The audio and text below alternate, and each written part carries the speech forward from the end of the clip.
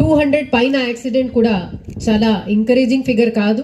కానీ మనం అందరికీ ఎఫర్ట్స్తో ఎస్పీ గారు చెప్పిన ప్రకారం మనము ఒక ఇయర్లో 40% వరకు రిడ్యూస్ చేయగలిగాము.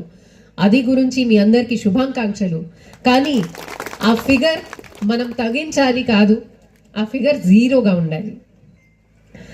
ఆ ఫిగర్ జీరోగా ఉండాలి ఎందుకంటే ఏమైనా రోడ్ యాక్సిడెంట్ కానీ రోడ్ క్రాష్ కానీ అప్పుడు ఆపోజిట్ ఉన్న పర్సన్ ఎఫెక్ట్ అవుతారు, కానీ మీరే ఫస్ట్ ఎఫెక్ట్ అవుతారు కదా. 98% రోడ్ యాక్సిడెంట్లలో worst injured person is the driver himself.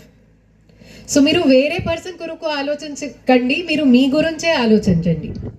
మీరు అందరికీ ఫ్యామిలీస్ ఉన్నాయి కదా, అందరికీ పిల్లలు ఉన్నారు కదా. సో మీ పిల్లల కొరకు, మీ వైఫ్స్ కొరకు, మీ కుటుంబం కొరకు మీరు ఆలోచించాలి.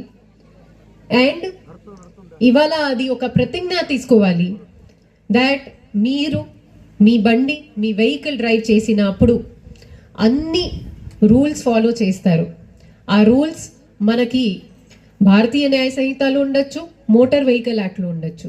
ఒకటి, మీరు అదే ఆల్కహాల్ మీద మీరు అంత కష్టపడి వచ్చిన జీతంకి మొత్తం ఖర్చు చేస్తున్నారు. అండ్ రెండవే, మీరు మీ జీవితంకి అండ్ రోడ్లో ఉన్న వేరే పర్సన్ జీవితంకి కూడా రిస్క్ చేస్తున్నారు.